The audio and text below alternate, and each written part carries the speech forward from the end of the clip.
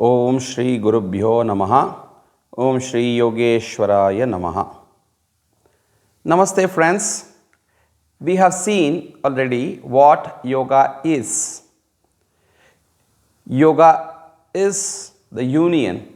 The very word meaning of yoga, which is a Sanskrit term, is union or coming together, joining to yoke. The union of the individualized self called the Jivatma with the universal consciousness Paramatma. And we have also seen the various other classical definitions of yoga from varied yoga scriptures.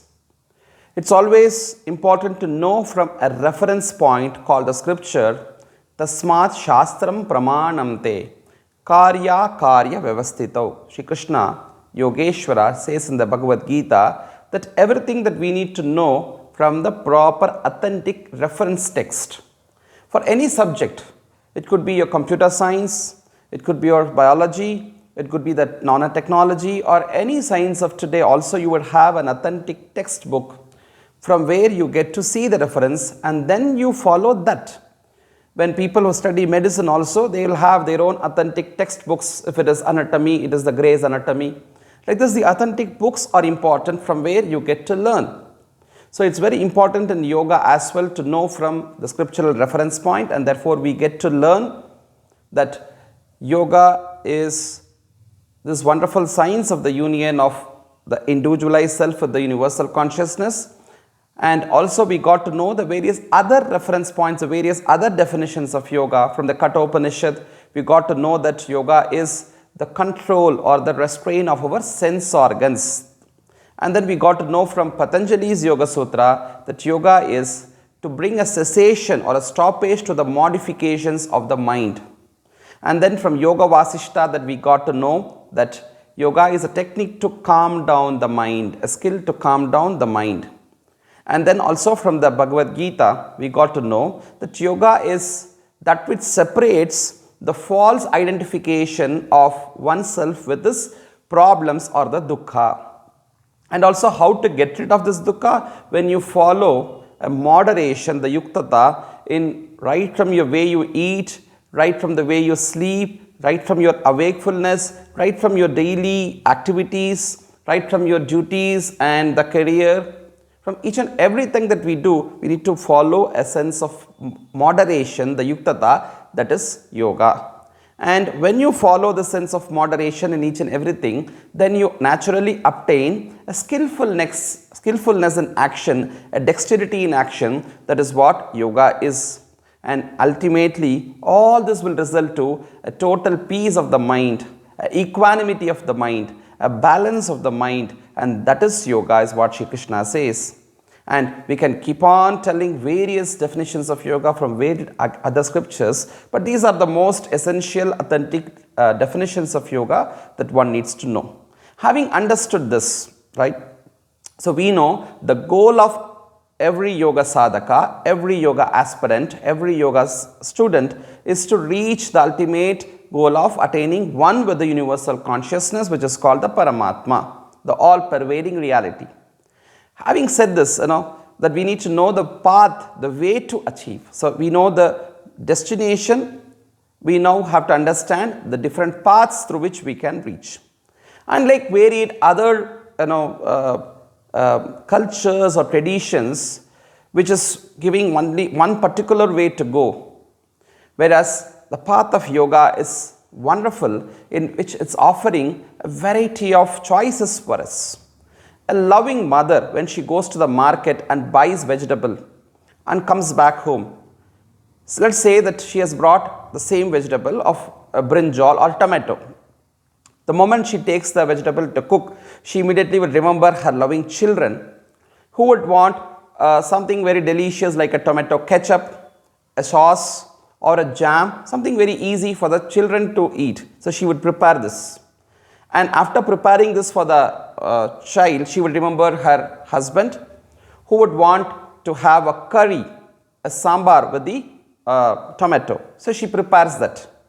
And then she remembers the elders of the home, the parents or the in-laws, and then she prepares a chutney for them that they would love that most. It's easy for them to digest, chew because of their age. She prepares that. and then she herself would rather would like to eat the tomato raw as a salad than prepare it or cook it anything. So she keeps it for herself to be as fresh as a salad. Now, it is the same tomato which she has used to prepare the ketchup or the jam for the children, the curry for the husband, and then the chutney for the in-laws or the parents, the elders, and then the salad for herself. The same substance is offered in 4 different forms, 4 different tastes, but the essence is one and the same. That is how the yogic scriptures are offering us 4 wonderful paths of yoga based on the nature of the human diversity. Like all 5 fingers are not the same, human beings are also not the same. Some are too much brain oriented, who are the intellectuals, and some are the heart oriented, the emotion kind of people, and some are hand oriented, who are more of the workaholics, who tend to do more of work, and then some are very strong in their mind power, the willpower. So accordingly, based on this diversity of the human nature, that the yogic scriptures is offering us different paths of yoga. The first and foremost stream of yoga, which is very important, is called the Jnana Yoga, the path or the yoga of the intellect, where it uses the power of the intellect, which is very rare, which is of course gifted to human being as a rare gift, right? Buddhir hitesham atiko viseshaha. Buddhi is something which is specially given to the human beings. Buddhir vihina pashubhis samana. If you don't use that intellect, then you are as equivalent to an animal, is what the scripture says. So using this special gift of the buddhi shaktihi or the intellect, the power of intelligence, which is the analytical power. Analytical power, the brain oriented people always tend to question. Always the fruit has been falling down from the tree. Apple has been always falling down. But when one intelligent person, one among 1,000, he questioned, why is the apple falling down? Why not it going up? Then came a signs of the gravitation force. So everywhere the scientists could develop science only by the sense of questioning. So questioning is a basic fundamental aspect of the science, and that is what it applies here in the path of Jnana Yoga. The very word Jnana means wisdom. It is not just knowing, it's applied knowledge which becomes wisdom, which is Jnana. So the path of Jnana Yoga offers us a wonderful discriminative path by questioning, by analysis, and by understanding. The path of Jnana Yoga is brought out, and not so common for everybody, but few rare people whose power of wisdom, whose power of discrimination is so strong would be able to take this. The second path that we see is the path of the willpower, the Raja Yoga as it is called, also known as Ashtanga Yoga. So we would be often hearing this term more in the field of yoga, Ashtanga Yoga, right, and Raja Yoga. They are not different. In fact, Raja Yoga is a broader spectrum which also contains Ashtanga Yoga, which is very important aspect in it, often synonymous. Raja Yoga and Ashtanga Yoga are often synonymous, and there is also Raja Yoga is a little broad, which also I would say which includes Kriya Yoga, which also includes Hatha Yoga. So Raja Yoga will become Kriya Yoga plus Ashtanga Yoga and Hatha Yoga. Raja Yoga is a very broader spectrum. Why it's called Raja Yoga? Raja in Indian context, it becomes the king. That shows that this is a king of yogas. Why? Because it encompasses all other streams, all other paths of yogas. The Jnana Yoga, which I already mentioned, the Bhakti Yoga, which I am going to mention, the Karma Yoga, everything is also included in this Raja Yoga in one way or the other. It's an intersection of all other yogas. So it's a right royal scientific path of self-unfoldment. Very systematic it is, and therefore it is called the royal path. And we'll be coming back to it, studying in detail in the next classes about the Raja Yoga. And this is Raja Yoga is for people with strong mind power, willpower. Like in Jnana Yoga, the intellect, the power of the brain is used. Here, the power of the mind, the willpower is used very strongly in the path of Raja Yoga, where one rises himself with the power of his mind, with the power of his willpower. And then comes the path of the emotions, the path of the heart, which is Bhakti Yoga. Common people more are emotion oriented. right? They are driven by their emotions, positive and negative. Always there is a tug of war between the positive and negative emotions within us. Whenever we want to do something, so whether to do or not to do, always this is there.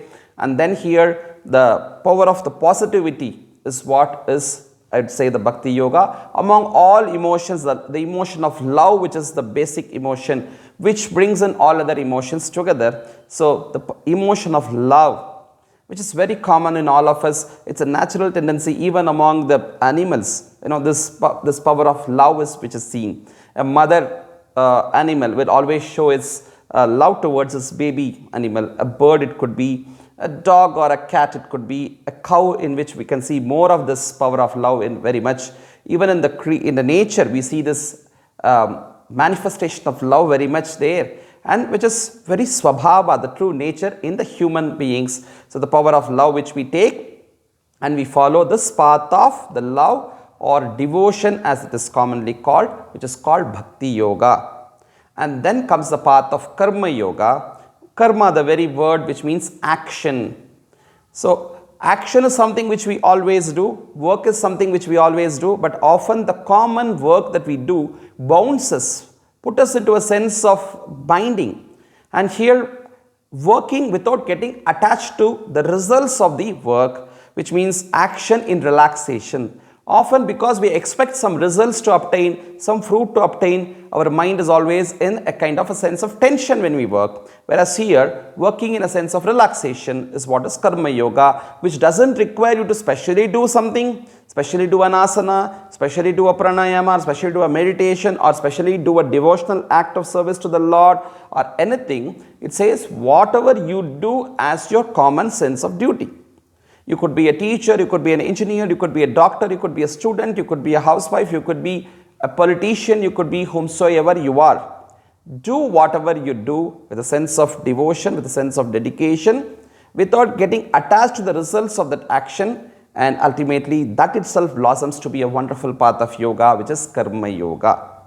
So these are the four major streams according to the scriptures: the path of the intellect, which is the Jnana Yoga; the path of the willpower, which is the Raja Yoga; the path of the emotions, culture or devotion, which is the Bhakti Yoga; the path of working in relaxation, action in relaxation, which is Karma Yoga, as the four major paths.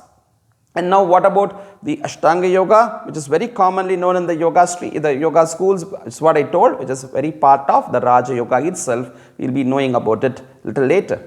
And also Hatha Yoga, which is very fascinated, or Kundalini Yoga, Nada Yoga, Laya Yoga, all this becomes part of the Raja Yoga itself. Raja Yoga is predominantly practiced today far and wide world over in the yoga schools, but it also includes all other paths also. So we here try to understand yoga in a holistic way, as given by the ancient age-old yogic lore, not seeing bits and pieces, not taking only one aspect, one limb. Asana becomes only one limb of yoga. We are trying to see the tree as a whole and then enjoy its benefits.